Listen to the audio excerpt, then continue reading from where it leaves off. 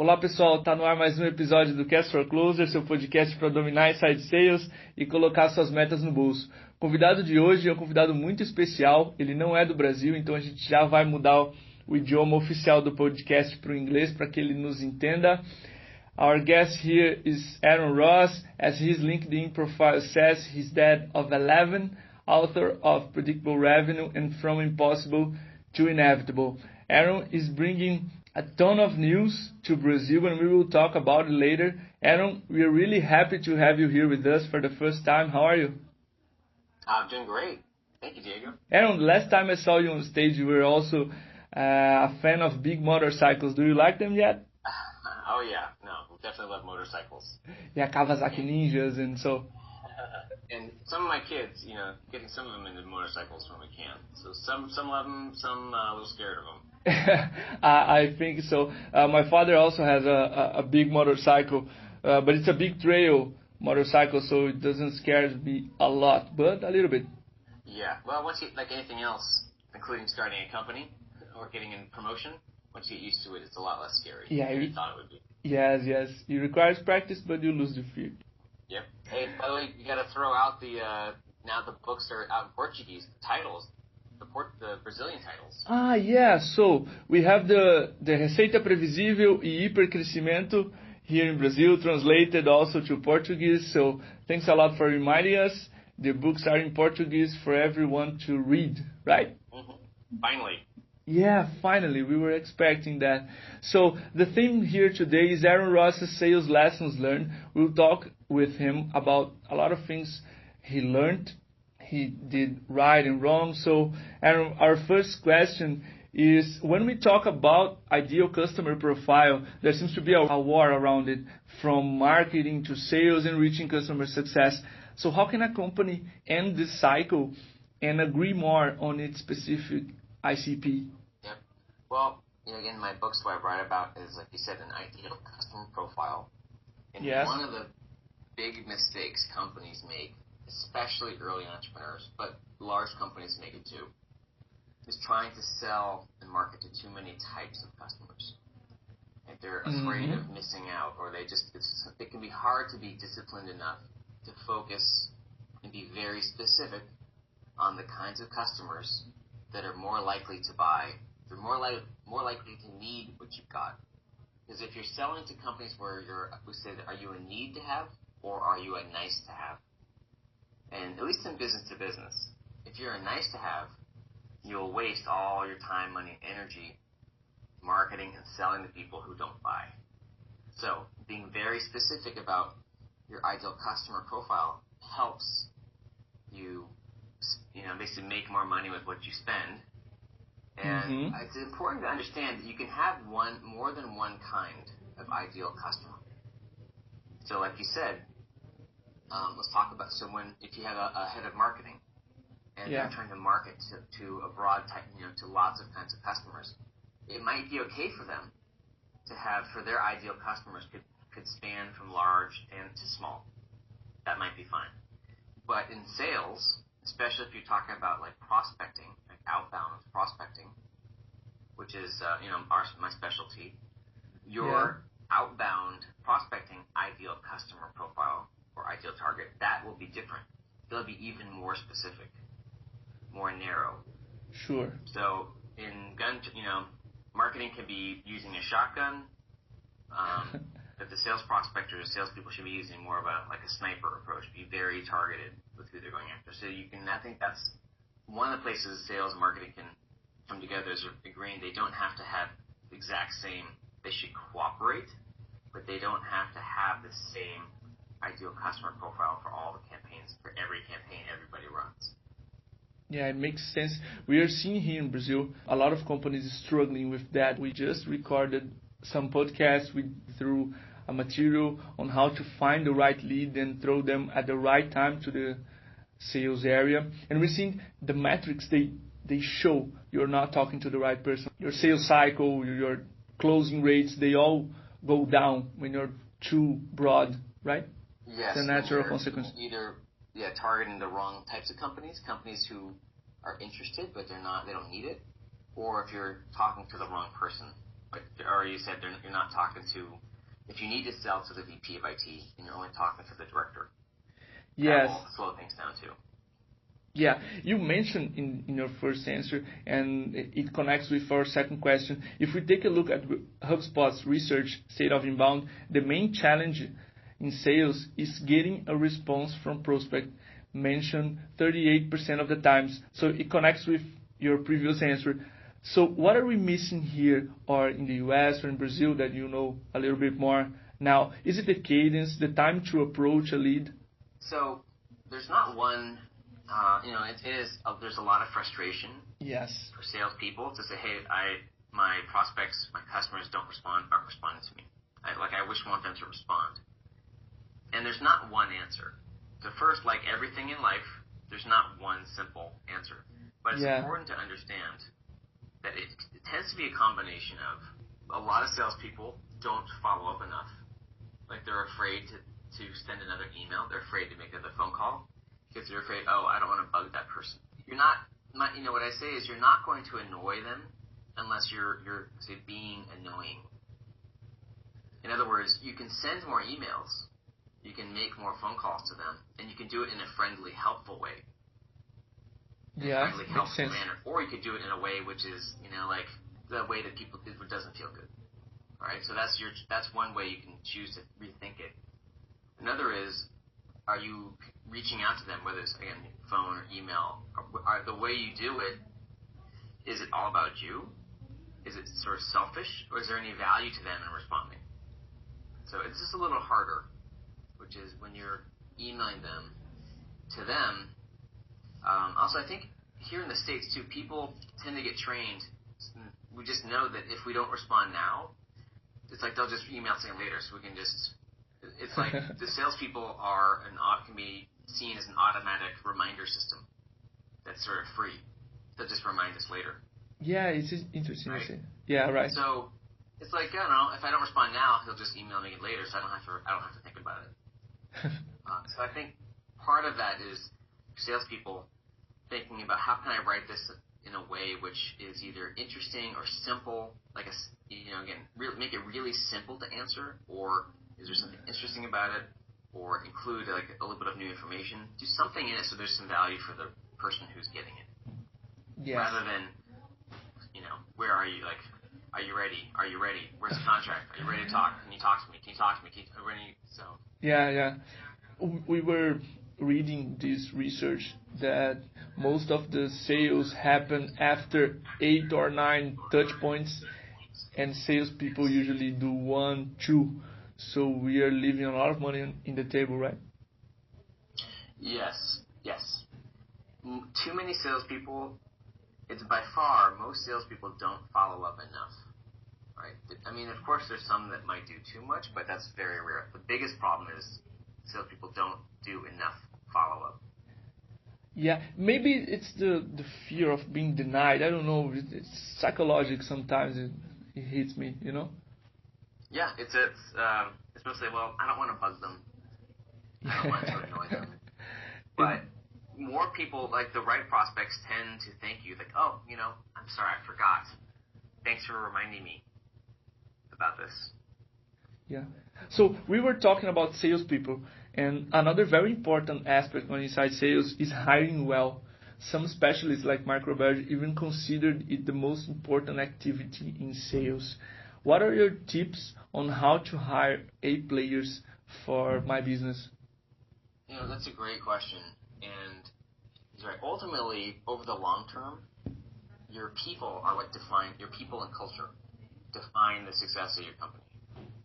So, and I think anyone who's hired a great person and who's also hired a not so great person, you can tell the difference in how much easier and better and faster your company and your team can move when you have a great person.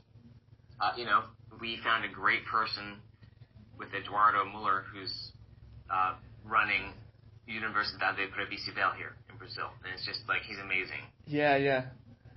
So I think part of it is it can be hard to find them. So in one sense, the more clearly you on your website and your culture make it clear for what you stand for and the kinds of people you want. That's one. It's like if you're a radio station, what kind of signal are you broadcasting to people out there?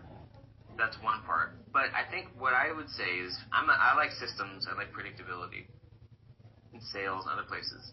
And one of the things that I always try to get companies to do here, at least in the United States, is they call it a farm team system. And it comes from baseball. I don't know if this term has an equivalent in Brazil, but it means that in the professional leagues of baseball, they've got junior teams, so they can get all kinds of players in on the junior teams and watch them and coach them and practice them and measure them before they get promoted to the major leagues, like the top. So what that means in companies here is creating more spots for interns or like very young people or inexperienced people. Yes. To start out in roles where they can work. It could be like simple sales operations or responding to inbound leads is one role, or even any customer support. It really doesn't matter where they are, but junior roles, and you should have an eye on them to promote them from summer intern to junior junior something to then less junior something, and you're getting your best people by moving them up internally through their career paths every 6 months to 12 months to 24 months. And when you do that, you don't have to sort of guess who you think an A player would be. You can watch them and you can see it. It makes it a lot less risky to hire, especially salespeople, which is, at least in the States, very, very expensive, very risky. Yeah, and in Brazil, very rare. So it makes total sense. We were talking with Eric Santos, Resultados Digitais CEO, and he was talking that you need to create a sales machine, a marketing machine, but you also need to pay attention to a hiring talent machine to continuously provide people to your pipeline and don't break your goals because you don't have enough people, qualified people. Yeah. Makes total sense. We are already seeing here this in Brazil, companies worried with like salespeople pipeline, candidates pipeline with a talent machine assembled. Yep. You get one of the right people, it can make all the difference. But those types of people can be hard to find. Yeah, very hard. So we were talking about goals. One question I was deadly curious to make to you was, even with an A team, sometimes you will eventually miss a quarter, and you feel that you can almost feel it in your stomach most of the times when that's about to happen. So how should a sales VP behave in front of her team and her goals? So I think that you're right. You can't avoid a miss where you miss goals.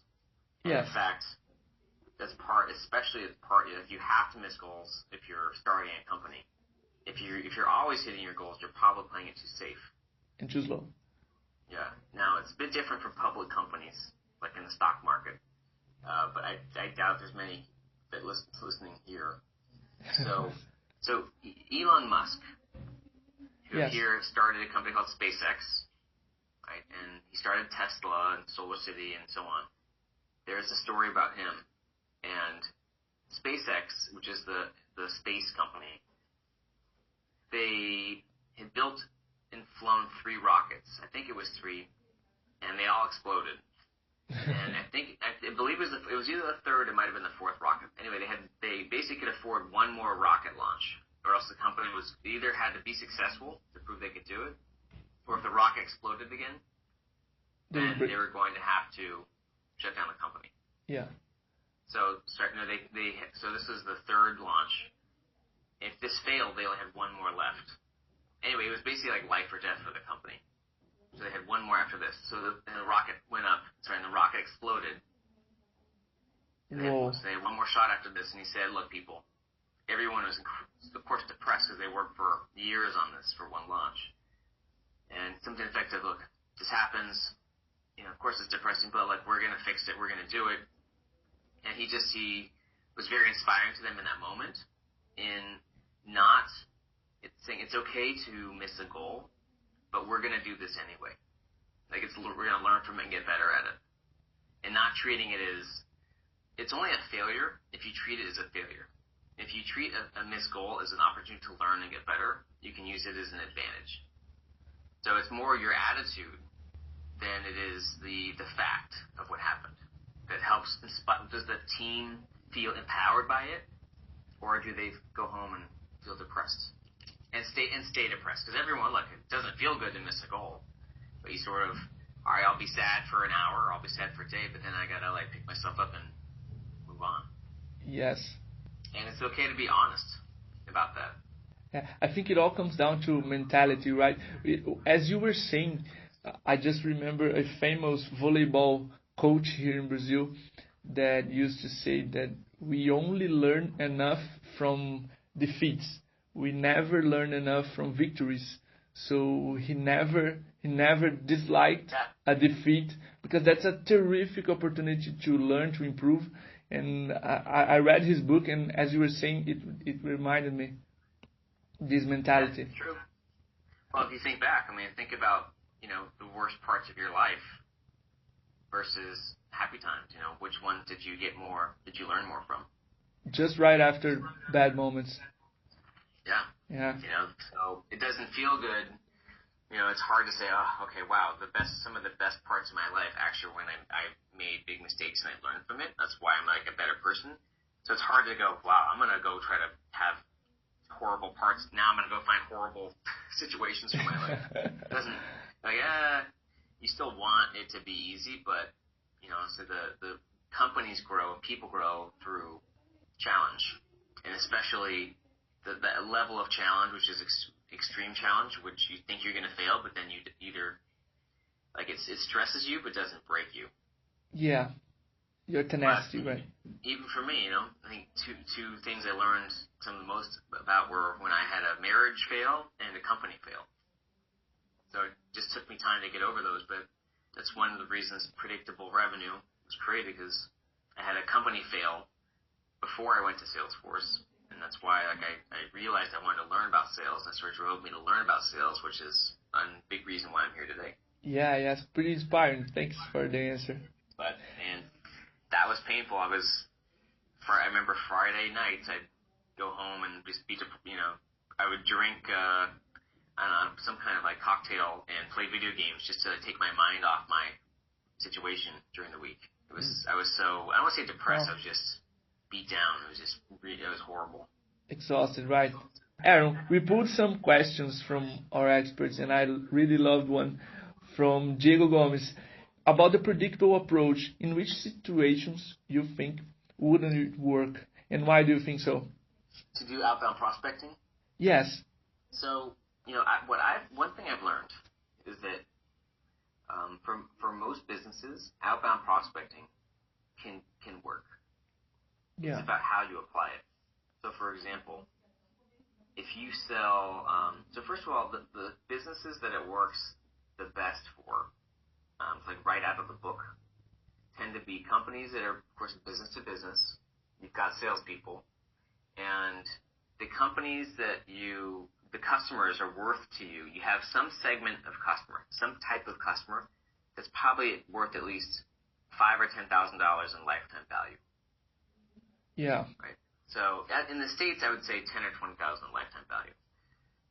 So that means is if you have a salesperson who's doing just outbound prospecting, if they're calling on customers, they could probably help sign up.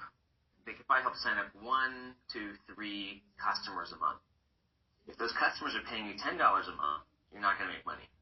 If those customers are paying you $500 a month, or $1,000 or $5,000 a month, you can make money. That's one type. But what I found is that even if you sell to consumers, most companies outbound. It's the same process. If you're going to use it to go sign up partners, like channel partners or distribution partners, yes, it's the same process. If you're going to try to reach out to marketing partners or media companies, it's the same process. People use it to recruit other people. So in other words, now the way I look at it is outbound prospecting for as a sales role can work for almost any company that wanted to go out and grow. And as a principal, it's incredibly valuable to teach your people as the idea of how to go out and go make things happen. Instead of waiting for people to call you, how do you go out and start conversations with other people to go take charge of your destiny?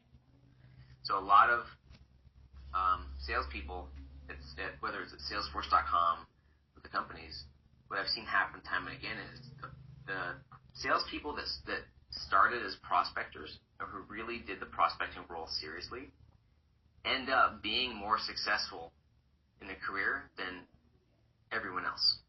Wow. Because they've learned those skills to go out and take charge of their day, take charge of their career. It makes sense. Yeah. So, but to answer another way to answer the question, I think too, it's not so much would it work or not. I think it's also more important, which is it a bigger priority than something else? So, in inbound marketing or content marketing, if you sell, we call it small deals. If your customers are $10 a month or $50 a month, it's probably better to focus on content marketing, inbound marketing, than it is to do outbound prospecting. Again, unless you find that there is a kind of partner or channel partner that works really well, and you want to go out and prospect for more of those partners. So it's more about priorities than will this work or not.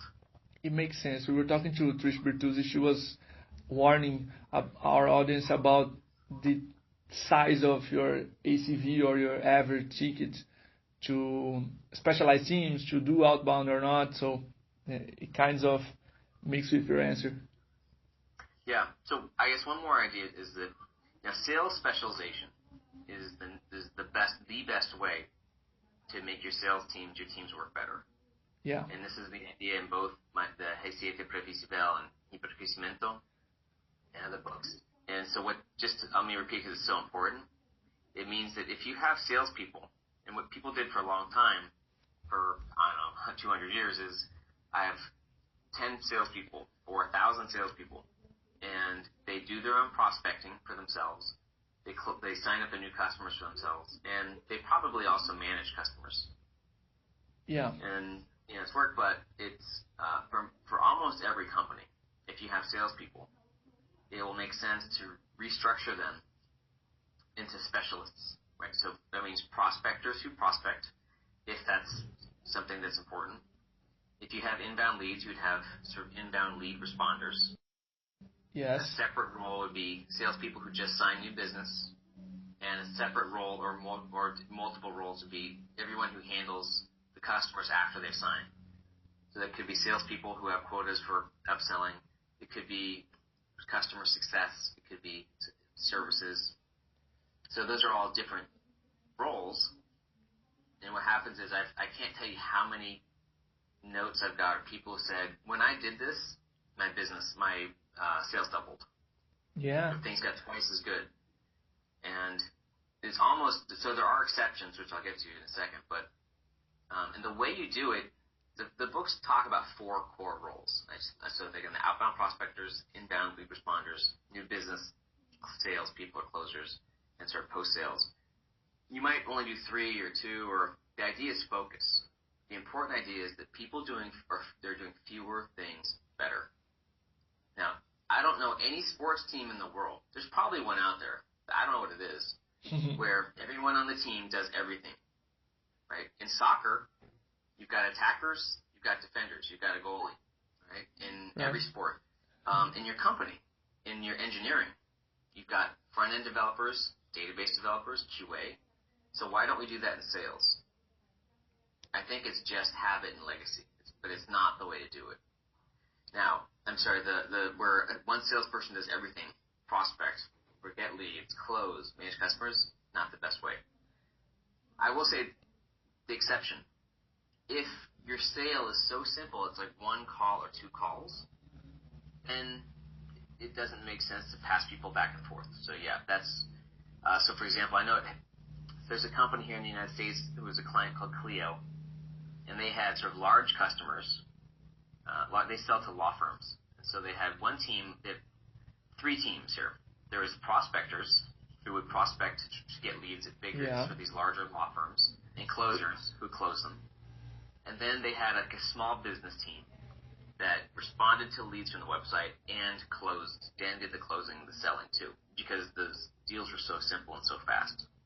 Yes, makes sense. So you got to use your judgment, but I'll bet for 98% of the companies in Brazil, and it's probably 85% of the companies in the United States still, the salespeople have too many responsibilities, and they need to rethink their structure and to sort of create more roles that work better together. There's nothing else that will help sales better.